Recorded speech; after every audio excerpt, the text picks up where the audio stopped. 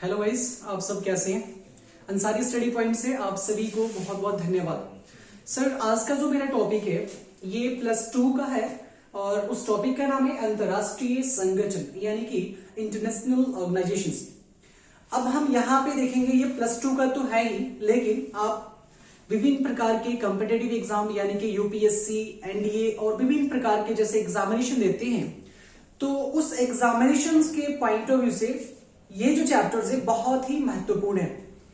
और इसलिए महत्वपूर्ण है क्योंकि ये इंटरनेशनल रिलेशंस यानी कि अंतरराष्ट्रीय संबंध और साथ साथ ये अंतरराष्ट्रीय संगठन को रूबरू कराता है। तो आज मेरा ये बिंदु था कि इस चैप्टर्स पे मैं आपको जरूर अच्छे से अच्छे वीडियोस के तौर पे मैं आपको बताना चाहूंगा। सर, है आज का जो बिंदु है अंतरराष्ट्रीय संगठन, है ना, इंटरनेशनल ऑर्गेनाइजेशन। और हमें पता है कि इसके पहले वर्ल्ड वॉर फर्स्ट हुआ, है ना। तो वर्ल्ड वॉर फर्स्ट हुआ था तो हमारा कब हुआ था वर्ल्ड वॉर फर्स्ट? 1914 से लेकर 1918 तक हुआ। उसके बाद इस वर्ल्ड वॉर फर्स्ट के खत्म होने के बाद क्या हुआ, पूरे देश की सहमति से एक बहुत बड़ी संगठन बनाई गई थी, इसका नाम था नेशनल लीग। देन आफ्टर क्या हुआ, उस लीग के बाद यानी कि ऐसा नहीं सोचा गया था कि दूसरा भी वर्ल्ड वॉर हो जाए। जैसे जैसे इन सभी देशों की इकोनॉमिक्स आर्थिक व्यवस्था रिकवर होते गया, तो रिकवर होने के बाद आप देख सकते हैं कि वर्ल्ड वॉर सेकेंड भी हुआ। जब वर्ल्ड वॉर सेकेंड हुआ तो 1939 था, 1939 में वर्ल्ड वॉर यानी कि द्वितीय विश्व युद्ध का आरंभ होता है। उस दौरान हमारा जो नेशनल लीग था उसकी अपमान करते हुए इस युद्ध का शुभारंभ होता है। और जब ये युद्ध होता है 1939 में, तो ये दो ग्रुपों में बढ़कर होता है, दो गुट में बढ़कर होता है। एक का नाम होता है एलाइड ग्रुप यानी एलाइड पावर, और एक का नाम होता है एक्सिस पावर। हमें पता है कि एलाइड जो पावर है वो कौन कौन से कंट्रीज के संगठन था, जिसमें से आपका यूएसए, अमेरिका, यूएसएसआर, सोवियत संघ, फ्रांस और इंग्लैंड था। ये निम्नलिखित प्रकार की जो कंट्रीज थी यानी देश जो थे आपके एलाइड ग्रुप में थे, एलाइड पावर में। जो एक्सिस पावर में थे जिसमें जर्मनी था, जापान था, टर्की था, है ना, ये निम्नलिखित प्रकार के देश। लेकिन आखिरकार 1945 में अमेरिका के द्वारा, सन 1945 में अमेरिका के द्वारा नागासाकी, हिरोशिमा यानी कि जापान के ऐसे दो महत्वपूर्ण शहर थे जहां पे अमेरिका के द्वारा परमाणु हथियार का यानी कि परीक्षण किया गया, जिसके कारण बिल्कुल जो जापान था ये बिल्कुल विध्वंस हो गया था। और सूत्रों के मुताबिक बताया जाता है, शास्त्रों के मुताबिक, कि आज भी जापान में उसका रेडिएशन रिलीज होता है, जिसके कारण वहां के बच्चे लंगड़े, लूले और विभिन्न प्रकार की विकलांगता का शिकार होते हैं।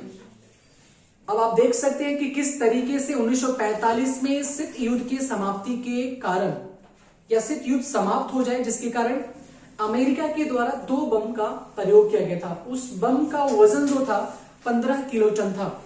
आज की दृष्टि से देखा जाए तो उस बम का वजन कुछ नहीं है, लेकिन फिर भी वो 15 किलो टन बहुत ज्यादा था, जिसके कारण जापान बुरी तरह से विध्वंस हो गया था, विसैन्यीकरण हो गया था।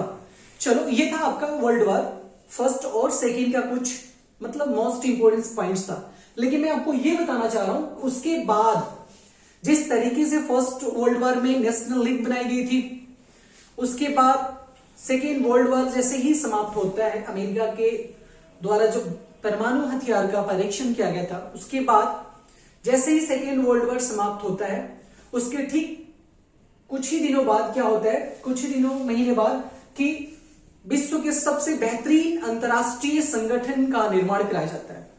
मैं आपको बताऊंगा कि उस संगठन का नाम क्या है।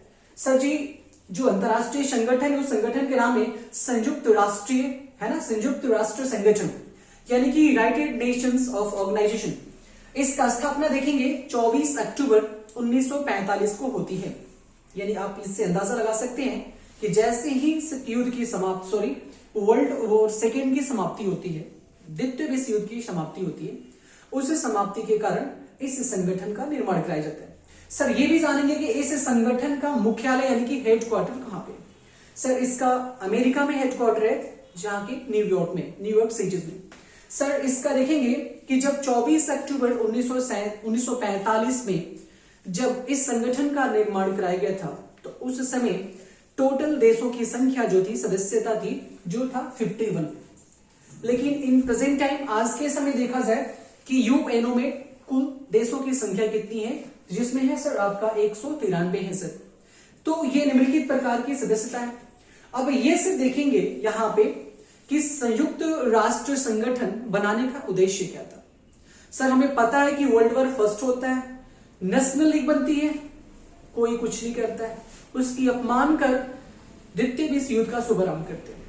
जैसे ही द्वितीय विश्व युद्ध शुभारंभ कर यानी कि समाप्त होता है, तो उस समाप्ति के कारण आप देख सकते हैं कि ये संयुक्त राष्ट्र संगठन का निर्माण कराया जाता है। यानी आपको इससे ये चीजें मतलब डायरेक्टली यानी कि प्रत्यक्ष विधि से पता चल रहा है कि इस संगठन का निर्माण कराने का कारण क्या था, उद्देश्य क्या था। सर इस उद्देश्य यानी कि इस संगठन का उद्देश्य ये था कि देश में या पूरे विश्व में शांति बनाए रखने के लिए और आर्थिक विकास के लिए और निम्नलिखित प्रकार के सामाजिक और राजनीतिक विकास करने के लिए क्या करें कि इसका बनाने का आवश्यकता पड़ा। तो मेन उद्देश्य आप बोल सकते हैं सर शांति बनाए रखने के और सुरक्षा बनाए रखने के लिए अंतरराष्ट्रीय संगठन की अति आवश्यक थी, जिसके कारण आज देख सकते हैं किस तरीके से यूएनओ यानी कि संयुक्त राष्ट्र संगठन कार्य कर रही है। सर इसके बारे में यह भी बताऊंगा कि संयुक्त राष्ट्र संगठन के कितने मुख्य अंग होते हैं। सर ये चीजें बहुत जरूरी है। हमने इसकी सदस्यता देखी कि 193 सदस्य अभी इसमें काम कर रहे इसके अंतर्गत है ना। अब ये देखेंगे कि इसके यानी कि यूनाइटेड नेशंस ऑफ ऑर्गेनाइजेशंस के जो मुख्य अंग जो होते हैं, मेन पार्ट्स ये जो है वो कौन कौन से।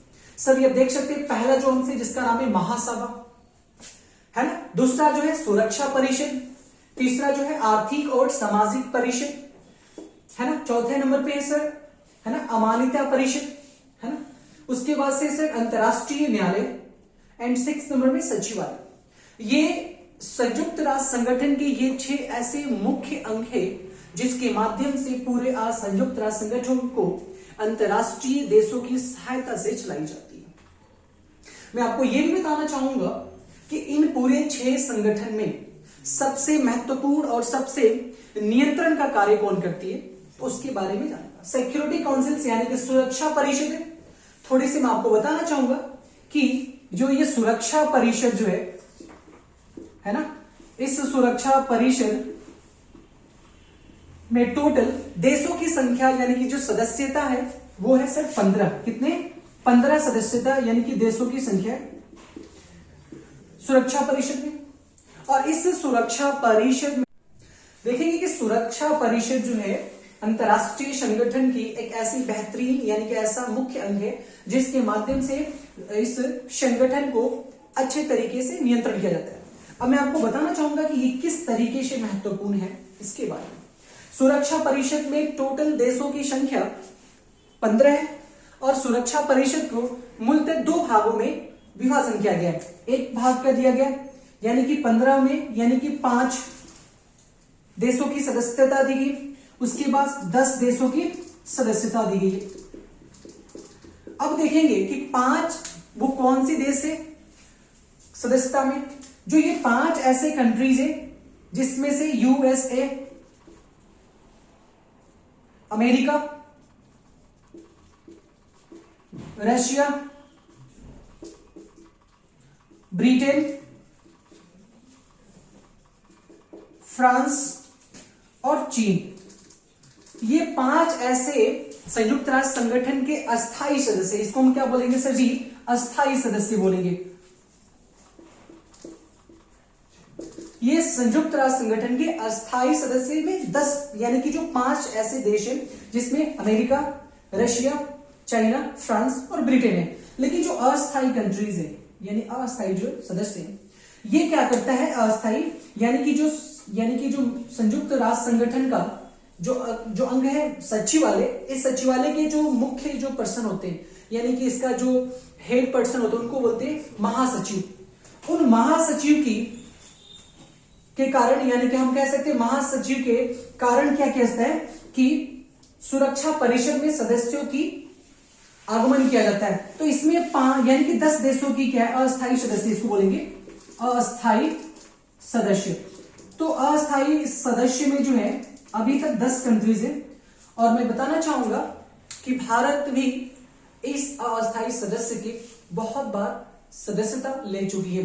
तो ये बताना चाहूंगा। लेकिन भारत में आप देख सकेंगे जिस समय हमारे देश के प्रधानमंत्री नरसिम्हा राव थे, उनके द्वारा यूएनओ में बार बार अपील की जा रही थी कि भारत को भी यानी कि सुरक्षा परिषद का अस्थायी सदस्य बना दिया जाए। लेकिन मैं बताना चाहूंगा कि इस जो मुख्य यानी कि अंग है सुरक्षा परिषद और सचिवालय, इनके द्वारा ये चीजें एक फॉर्मेट तैयार की गई है कि भारत क्या है, एक डेवलपिंग कंट्रीज है।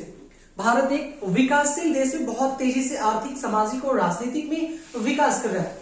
तो भारत के विभिन्न प्रकार के गतिविधियों पे इस संगठन के द्वारा देखभाल किया जा रहा है। शायद हो सकता है आने वाले समय में कि भारत भी इस सुरक्षा परिषद के अस्थायी सदस्य बन सके। और मैं आपको बताना चाहूंगा कि इस सुरक्षा परिषद के जो अस्थायी सदस्य हैं यानी कि जो परमानेंट मेंबर्स हैं, इन परमानेंट मेंबर्स यानी कि 5 सदस्यों यानी देश वाली जो सदस्य हैं, इन्हें वीटोज पावर कहते हैं, यानी कि निषेधाधिकार दिया गया। इनके बगैर किसी भी तरह के अंतरराष्ट्रीय मुद्दा में हस्तक्षेप नहीं किया जा सकता है। यानी कि आप देख सकते हैं इन 5 देशों की मंजूरी चाहिए। तो ये विभिन्न प्रकार की ये अंतरराष्ट्रीय संगठन का ये एक मुख्य ये भूमिकाएं हैं जो मुझे बताना बहुत ही अनिवार्य है। आप देख सकते हैं ये हमारा मतलब इस अंतरराष्ट्रीय संगठन का ये आपका लेक्चर फर्स्ट वीडियोज है। इसके बाद पार्ट वाइज मैं आपको डिवाइड करूंगा। प्लीज आपसे ये भी रिक्वेस्ट करूंगा कि अगर मेरी वीडियोस अच्छी लगे तो please like, share and comment करें और साथ साथ सब्सक्राइब करें please. So thank you for the watching this videos.